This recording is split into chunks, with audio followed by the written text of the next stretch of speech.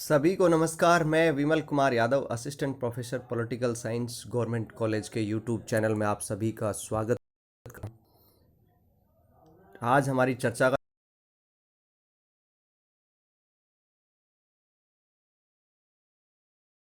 Topic ये और दोनों के विद्यार्थियों के लिए उपयोगी है। इससे क्वेश्चन अक्सर एग्जाम में आता है और लगभग हर साल ही क्वेश्चन आ जाता है सामाजिक समझौता सिद्धांत को लेकर। तो बहुत इम्पोर्टेंट है। इसमें पूछा जा सकता है लोक की प्राकृतिक अवस्था संबंधी विचार बताइए, प्राकृतिक कानून संबंधी विचार बताइए, सामाजिक समझौते का स्वरूप स्पष्ट कीजिए, या लोक के संप्रभुता को लेकर क्या विचार थे। तो इसमें शॉर्ट क्वेश्चन भी आ सकते हैं ये चार, या एक बड़ा क्वेश्चन ये बनता है कि लोक के सामाजिक समझौता सिद्धांत को स्पष्ट कीजिए। तो इस वीडियो में हम बात करेंगे लोक के बारे में। पिछले वीडियो में हम हॉब्स के बारे में बात कर चुके हैं, तो आइए बात करते हैं। दरअसल सबसे पहले किसी भी विचारक को समझने से पहले उसकी पृष्ठभूमि जानना आवश्यक है। जॉन लोक जो थे वो दरअसल लोकतंत्र के समर्थक थे, संवैधानिक राजतंत्र के समर्थक थे, कि राजा का पद तो बना रहे लेकिन वास्तविक शक्ति जनता के चुने हुए प्रतिनिधियों के पास होनी चाहिए। दरअसल इंग्लैंड के अंदर बड़ा लंबा संघर्ष छिड़ा हुआ था।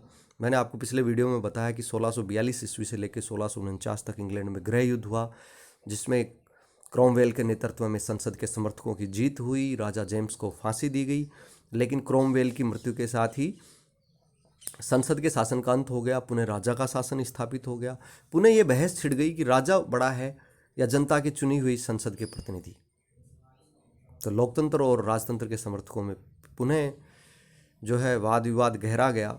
जॉन लोक जनता के अधिकारों के समर्थक थे, लोकतंत्र के समर्थक थे, और वो चाहते थे कि जनता की चुनी हुई जो संसद है उसके पास वास्तविक शक्ति हो। तो उसके जो विचार हैं प्राकृतिक अवस्था, प्राकृतिक कानून, समझौते, संप्रभुता को लेकर, उन सब से एक बात स्पष्ट होती है कि वो ये साबित करना चाहता है कि 1688 में जो इंग्लैंड में गौरवपूर्ण क्रांति हुई और उस गौरवपूर्ण क्रांति के द्वारा राजा चार्ल्स को गद्दी से हटा दिया गया और उसकी बेटी मैरी और विलियम को जो सत्ता सौंपी गई थी, और जिसमें उन्होंने मैरी और विलियम ने एक समझौते पर हस्ताक्षर कर दिए गए थे कि इस वास्तविक सत्ता जो है, वास्तविक शक्तियां जो हैं संसद के पास होंगी। जनता की प्रतिनिधि संस्था संसद है, तो वास्तविक शक्तियां संसद के पास होंगी। राजा केवल एक औपचारिक प्रधान मात्र होगा। तो इंग्लैंड की जो गौरवपूर्ण क्रांति, जिसको रक्तहीन क्रांति 1688 की कहते हैं, जिसके द्वारा ये एग्रीमेंट हो गया कि संसद बड़ी है, संसद के पास वास्तविक शक्ति होनी चाहिए। दरअसल लोग उसी को अपनी पुस्तक सोशल लोग जो है civil two treatises on civil government जो पुस्तक है, उसके माध्यम से उस 1688 की गौरवपूर्ण क्रांति को, रक्तहीन क्रांति को सही साबित करना चाहता है। तो आइए बात करते हैं इसकी प्राकृतिक अवस्था और प्राकृतिक कानूनों के बारे में क्या विचार हैं। ये हॉब्स से बिल्कुल भिन्न विचार हैं। जहां हॉब्स कहता था कि प्राकृतिक अवस्था युद्ध की अवस्था थी, लोग कहता है कि प्राकृतिक अवस्था शांति, सद्भावना, पारस्परिक सहायता और सुरक्षा की अवस्था थी। It was a state of peace, goodwill, mutual assistant and preservation. ये स्वतंत्रता की अवस्था है। ये कहता है ये स्वच्छंदता की अवस्था, जैसा कि लोग रूसो कहता है कि स्वच्छंदता की अवस्था थी। लोग कहता है नहीं, लाइसेंस नहीं था कुछ भी करना, मन में आए जो कर डालो। बहुत बढ़िया अवस्था थी, लोग सुख से रहते थे, आंतरिक नैतिकता थी, बहुत अच्छी अवस्था थी। लेकिन कुछ असुविधाएं थी, कुछ हठी लोग थे जो असुविधाएं पैदा करते थे। चूंकि कोई राज्य द्वारा निर्मित कानून उस समय नहीं था, कुछ शांतिप्रिय लोगों को, उन अठी लोगों को झुकाने के लिए मजबूर होकर कानून अपने हाथ में लेना पड़ता था। तो ये बात साधारण मनुष्य को खलती थी। और कुछ लोग ऐसे थे जो अपने खुद के बारे में सही राय कायम नहीं कर पाते थे। तो प्राकृतिक अवस्था की समस्या ये थी कि इसमें प्राकृतिक कानूनों की व्याख्या करने वाली कोई संस्था नहीं थी, प्राकृतिक कानूनों को लागू करने वाली कोई संस्था नहीं थी, और उन प्राकृतिक कानूनों का उल्लंघन करने वाले को दंडित करने वाली कोई संस्था नहीं थी। ये तो आंतरिक नैतिकता थी जिसके आधार पर मनुष्य रहते थे। तो इस असुविधा को दूर करने के लिए कि प्राकृतिक कानूनों की व्याख्या करने, उनको लागू करने और उल्लंघन करने वाले को दंडित करने वाली कोई संस्था नहीं थी, तो उस असुविधा को दूर करने के लिए सामाजिक समझौते के द्वारा नागरिक समाज बनाया गया। अब समझौते का स्वरूप क्या था? इसके अंदर लोग कहते दो समझौते हुए। सभी मनुष्य एक जगह इकट्ठे हुए और एक जगह इकट्ठे होकर सबसे पहले उन्होंने नागरिक समाज बनाया। लोगों ने अपने अधिकार नागरिक समाज को दिए कि ये नागरिक समाज, ये जो पूरा नागरिक समाज, ये जो सब लोग यहां इकट्ठा हैं, वो मेरे लिए जो तय करेंगे, ये जो सभी मनुष्य मिलकर मेरे लिए जो तय करेंगे, ये जो नागरिक समाज मेरे लिए जो तय करेगा, वो मुझे मंजूर है, बशर्ते कि वो आप सभी को भी मंजूर हो। तो व्यक्ति ने अपने अधिकार किसी एक व्यक्ति को या एक संस्था को नहीं दिए, बल्कि नागरिक समाज को दिए। उस नागरिक समाज में वह खुद भी शामिल है। तो पहले समझौते के द्वारा नागरिक समाज की स्थापना हुई और उस नागरिक समाज ने, चूंकि सब लोगों के लिए एक साथ मिलकर शासन करना संभव नहीं था, असुविधा थी इसमें भी, तो उस नागरिक समाज ने सरकार को सुना और उस सरकार के ऊपर यह शर्त लगाई कि देखो, हम आपको अपने जीवन, स्वतंत्रता और संपत्ति के अधिकार की रक्षा के लिए चुन रहे हैं। क्या आप हमारे जीवन की रक्षा करेंगे, हमारी स्वतंत्रता को बरकरार रखेंगे और हमारी संपत्ति नहीं छीनेंगे कारण, जब तक कि हमारी सहमति नहीं हो। इसलिए हम आप सरकार बनाते हैं। अगर सरकार व्यक्ति के जीवन, स्वतंत्रता और संपत्ति के अधिकारों की रक्षा में फेल हो जाती है, तो लोग कहता है कि जनता को क्रांति करने का अधिकार है। यानी पहला समझौता ज्यादा महत्वपूर्ण है, जिसके द्वारा नागरिक समाज अस्तित्व में आया। सरकार तो जनता की सहमति से बनाई गई है और जनता की सहमति के आधार पर ही चलेगी, चाहे राजा हो या संसद के समर्थक हो। यदि वो जनता की सहमति के आधार पर शासन नहीं करते हैं और जनता के अधिकारों की रक्षा करने में फेल हो जाते हैं, जनता के जीवन, स्वतंत्रता और संपत्ति के अधिकार की रक्षा नहीं कर पाते, तो जनता को उसके विरुद्ध क्रांति करने का अधिकार है, उस सरकार को बदलने का अधिकार है। और अगर वो सरकार को बदल देते हैं तो उससे राज्य का अस्तित्व नष्ट नहीं हो जाएगा, नागरिक समाज अस्तित्व में रहेगा।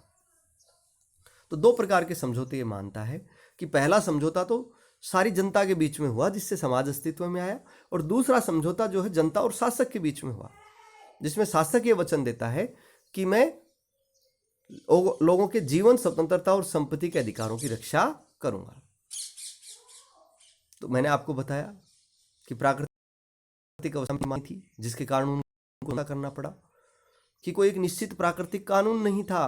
कानून क्या है उसकी व्याख्या करने वाली कोई संस्था नहीं थी। दूसरा, उसको लागू करने वाली संस्था नहीं थी। और तीसरा, कोई उल्लंघन करे तो दंडित करने वाली संस्था नहीं थी। तो ये कहता है कि जहां होब्स ये कहता था कि जब राजा अस्तित्व में आया तभी समाज अस्तित्व में आया, लेकिन लोग इससे उल्टा कहता है कि पहले नागरिक समाज अस्तित्व में आया और उसके बाद सरकार अस्तित्व में आई। सरकार का अस्तित्व नागरिक समाज पर निर्भर है, नागरिक समाज का अस्तित्व सरकार पर निर्भर नहीं है।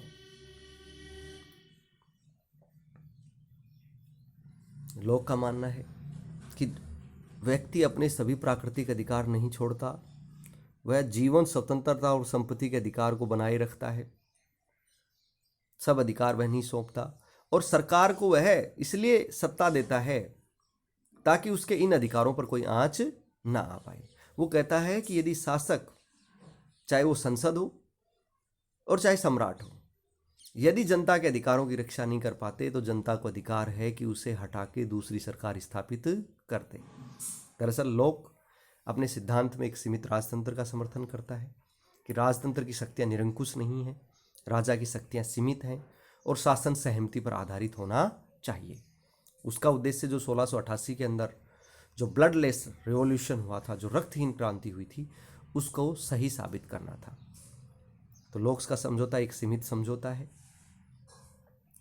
वो ये भी कहता है कि जनता से राजा को केवल या सरकार को केवल उतना ही टैक्स लेना चाहिए जितना उसके कार्य के लिए जरूरी हो। ज्यादा टैक्स वसूलने का अधिकार सरकार को जब तक नहीं है जब तक कि जनता खुद इसकी सहमति ना देते।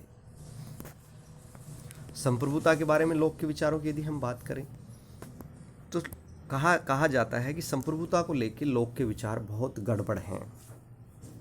गड़बड़ किस में है? एक आधुनिक लेखक हैं, वो ये कहते हैं कि जितनी ज़्यादा गहराई से हम लोक के सिद्धांतों के ऊपर मनन करते हैं तो उतना ही हमें मालूम होता है कि लोक ने संप्रभुता के विरुद्ध ज़्यादा चोट की है और निरंकुश राजतंत्र के दावों के खिलाफ कम। कहने का मतलब, the more closely Locke treatises studied, the more clearly will it be proven that it is an attack directed far more against the idea of sovereignty than against the claims of absolute monarchy. संप्रभुता के बारे में दरअसल परंपरागत विचार ये है कि संप्रभुता अविभाज्य है, अदेय है, अप्रतिनिधित्व है, इसका प्रतिनिधित्व कोई नहीं कर सकता, एब्सोल्यूट है, पूर्ण है। ये बात होब्स ने कही, उससे पहले बोधा ने कही, उसके बाद ऑस्टिन ने कही। तो अन्य लेखकों के विचार यही थे कि संप्रभु जो है, उसकी जो संप्रभुता है वो पूर्ण है, अदेय है, निरंकुश है, उसका कोई प्रतिनिधित्व नहीं कर सकता, वो अखंड है। लेकिन लोक का विचार बिल्कुल उल्टे हैं। लोक न तो ये कहता है कि संप्रभु सबसे ऊपर है और न ही ये कहता है कि उसकी संप्रभुता अविभाज्य है। वो कहता है कि संप्रभुता एक ओर तो जनता में है और दूसरी ओर वह शासक में बटी हुई मालूम होती है। मूल समझौते के द्वारा प्राकृतिक अवस्था के स्थान पर एक नागरिक समाज बनाया गया, जिसमें समाज के हर सदस्य की रजामंदी जरूरी थी। जैसे कोई आदमी किसी देश में रहता है वो राज्य को मौन मंजूरी दे देता है। दरअसल लोक पूर्ण संप्रभुता के सिद्धांत का समर्थक नहीं था। लोक कहता था शासन सहमति पर आधारित होना चाहिए, जनता की सहमति पर ही शासन चलाया जाना चाहिए, शासक की शक्तियां पूर्ण और निरंकुश नहीं है, और अगर शासक अपनी जिम्मेदारी और कर्तव्यों को पूरा नहीं करता तो उसे हटाया भी जा सकता है, उसके स्थान पर किसी दूसरे को नियुक्त किया जा सकता है, और इसके लिए वापस प्राकृतिक अवस्था में लौटना जरूरी नहीं है। दरअसल उसके विचारों का निचोड़ ये है कि संप्रभुता रहती तो जनता के पास है, लेकिन उसका उपयोग सरकार करती है